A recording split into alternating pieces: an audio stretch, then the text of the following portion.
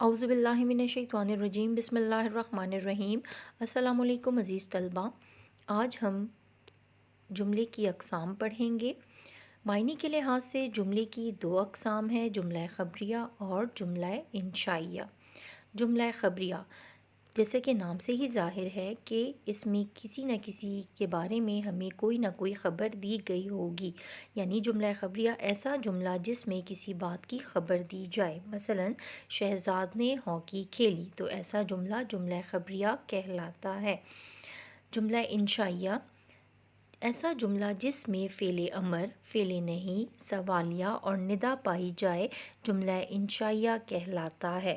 فعل کام کو کہتے ہیں، امر حکم کو کہتے ہیں، یعنی ایسا فعل جس میں کسی کام کے کرنے کا حکم دیا جائے فعل امر کہلاتا ہے۔ مثال کی طرف دیکھیے، سبق پڑھو یا سبق پڑھیں، تو اس میں کسی کام کا آپ کو حکم دیا گیا ہے، تو ایسا جملہ جو ہے وہ فعل امر کہلائے گا۔ فعل نہیں جس میں کسی کام سے منع کیا جائے، مثلا شرارت مت کریں۔ سوالیہ یعنی ایسا جملہ جس میں سوال کیا جائے، مثلا گیند کہاں، کہاں کے ساتھ نون غنہ ہے، گیند کہاں ہے۔ اور جملہ ندائیہ جس میں دیکھیں کاش، کاش کے بعد علامت ندا ہے، کاش میں محنت کرتا، تو ایسے جملے جس میں آرزو اور خواہشات کا ذکر ہو وہ جملہ ندائیہ کہلاتے ہیں۔ تو ان تمام جملوں کو جملہ انشائیہ کہا جاتا ہے۔ آگے بڑھتے ہیں، بات کرتے ہیں جملہ خبریہ کی اقسام کی۔ تو جملہ خبریہ کی دو اقسام ہیں، جملہ اسمیہ اور جملہ فعلیہ۔ جملہ اسمیہ ایسا جملہ جس کا مسند الیہ اور مسند دونوں اسم ہو اور اس میں فعل ناقص بھی آئے، جملہ اسمیہ کہلاتا ہے۔ مسند الیہ اور مسند کا ہم پہلے لیکچر میں پڑھ چکے ہیں۔ مسند الیہ جملے میں جس شخص یا چیز کے بارے میں کچھ کہا جائے وہ مسند الیہ کہلاتا ہے، اور جو کچھ کہا جائے وہ مسند کہلاتا ہے۔ تو ایسا جملہ جس کا مسند الیہ اور مسند دونوں اسم ہوں اور اس میں فعل ناقص بھی آئے، جملہ اسمیہ کہلاتا ہے۔ جملہ اسمیہ کو جملہ خبریہ بھی کہا جاتا ہے، کیونکہ ان جملوں میں مسند الیہ کے بارے میں کوئی نہ کوئی خبر دی گئی ہوتی ہے۔ مثلا علی نیک لڑکا ہے، تو یہاں پہ علی جو ہے وہ مسند الیہ ہے، اور علی کے بارے میں ہمیں جو خبر ملی وہ کیا ہے کہ نیک لڑکا ہے، تو نیک لڑکا اس میں مسند ہے، اور ہے جو ہے وہ فعل ناقص ہے۔ اجزاء کی طرف چلتے ہیں۔ جملہ اسمیہ کے تین بنیادی اجزاء ہیں، مبتدا، خبر، فعل ناقص۔ مبتدا جملے میں جس شخص یا چیز کے بارے میں کچھ کہا جائے وہ مبتدا کہلاتا ہے۔ مبتدا کو ہم مسند الیہ بھی کہتے ہیں، یا آپ کہہ سکتے ہیں کہ مسند الیہ کو ہم مبتدا بھی کہتے ہیں، یعنی جو تعریف مسند الیہ کی ہے وہی جو ہے مبتدا کی ہے۔ اسی طریقے سے مسند جملے میں جس شخص یا چیز کے بارے میں جو کچھ کہا جائے وہ مسند کہلاتا ہے۔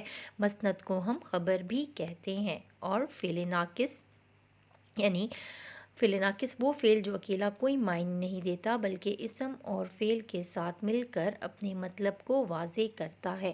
یہاں پہ ان کی تعریفیں دیکھیں۔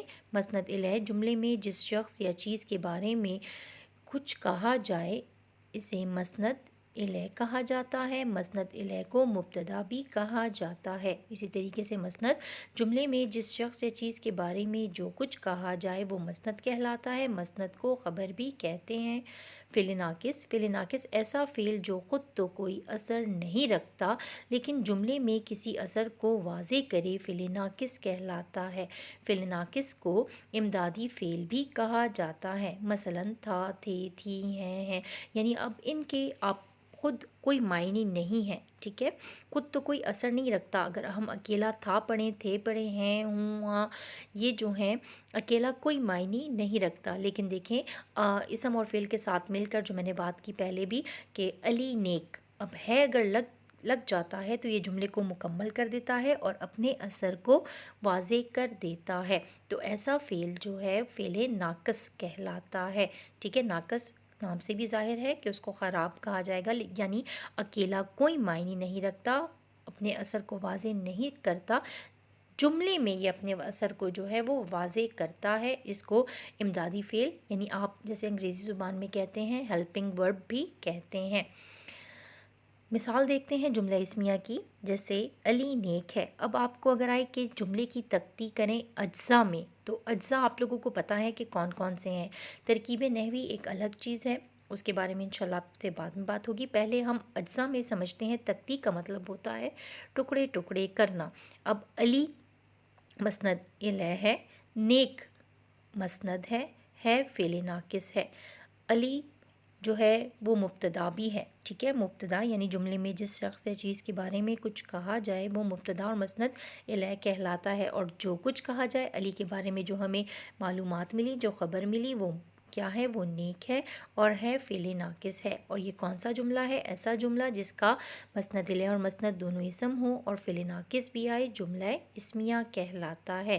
یعنی کہ اب دوسری مثال دیکھیں. موسم خوشگوار ہے. تو موسم مبتدا ہے، خوشگوار خبر ہے فعل ناقص ہے اور یہ جملہ اسمیہ کی مثال ہے. بات کرتے ہیں جملہ فعلیہ کی. تو ایسا جملہ جس کا مسند الیہ تو اسم ہو لیکن مسند میں کوئی نہ کوئی فعل پایا جائے، جملہ فعلیہ کہلاتا ہے. جملہ فعلیہ کے بھی 3 بنیادی اجزاء ہیں: فاعل، مفعول، فعل. کبھی کبھی جملہ فعلیہ جو ہے وہ صرف اور صرف فاعل اور فعل سے مل کر بنتا ہے. جیسے سارہ آئی، اسلم گیا، پرندہ اڑا. تو اس میں فاعل کام کرنے والے کو کہتے ہیں. آگے لکھا ہوا بھی ہے فاعل کسی کام کا کرنے والا، مفعول جس پر کام ہو یا کام کیا ہوا، فعل کام کو کہتے ہیں. اگر ہم بات کرتے ہیں پرندہ اڑا، جملہ مکمل ہے. تو ایسا جملہ جو ہے وہ صرف اور صرف کبھی جو ہے فاعل اور فعل سے مل کر بنتا ہے. فاعل پرندہ یعنی کام کرنے والا جو ہے وہ پرندہ ہے، اڑا فعل ہے، جملہ مکمل ہے. یا ہم بات کرتے ہیں اسلم گیا یا اسلم آیا، تو جملہ واضح ہے، مکمل ہے. تو ایسا جملہ جو ہے وہ فاعل اور فعل سے مل کر بنتا ہے. کبھی کبھی فعل، فاعل اور مفعول سے مل کر بھی بنتا ہے. اب ہم بات کرتے ہیں کہ جملہ فعلیہ کی اجزاء کی جب ہم تختی کرتے ہیں، ٹکڑے ٹکڑے کرتے ہیں، تو اس میں علامت فاعل اور علامت مفعول کا بھی ذکر کرتے ہیں. جملہ فعلیہ کے 3 بنیادی اجزاء ہیں: فعل، فاعل اور مفعول. علامت فاعل اور علامت مفعول بھی جو ہیں وہ اجزاء میں شامل ہیں، لیکن یہ منحصر ہے اس بات پہ کہ جملہ جو ہے وہ کیسا ہے. یعنی کبھی فعل اور فاعل سے مل کر بنتا ہے، کبھی علامت فاعل علامت مفعول سے مل کر بنتا ہے. جیسا کہ مثال دیکھیں.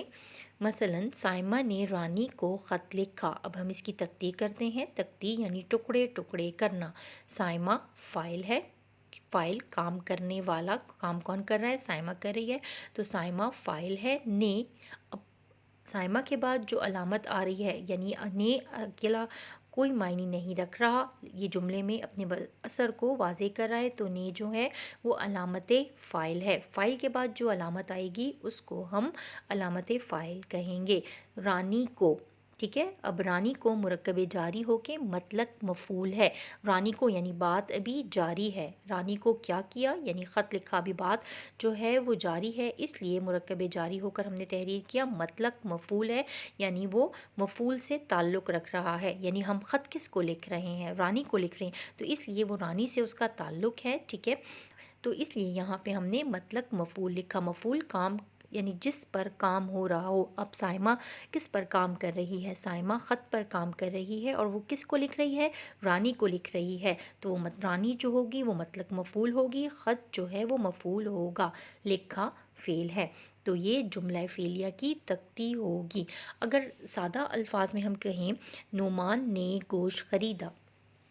آپ اپنی کتاب کے پہلے سبق کے مشق میں اگر دیکھیں گے تو آپ کو جو ہے بہت سی مثالیں جملہ فعلیہ اور جملہ اسمیہ کی ملیں گی. اب جملہ فعلیہ کی مثال میں آپ کو بتا رہی ہوں.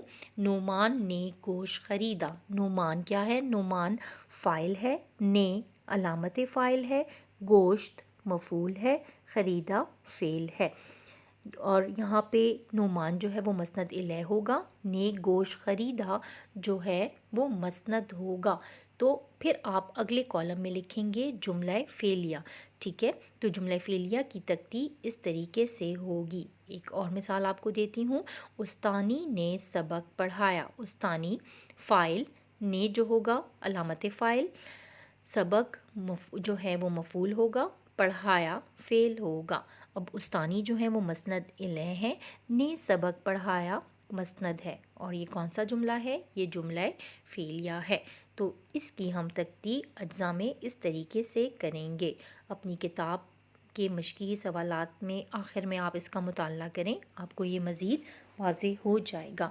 یقیناً اب آپ جو ہیں جملے کی تکتی کرنے کے قابل ہیں۔ اجزاء میں جملہ اسمیہ کی بھی تکتی کر سکتے ہیں اور جملہ فعلیہ کی بھی تکتی کر سکتے ہیں، اور یقیناً آپ کو جملہ اسمیہ اور جملہ فعلیہ واضح ہو گیا ہوگا۔ اپنا بہت خیال رکھیں، گھر پہ رہیں۔ اللہ حافظ۔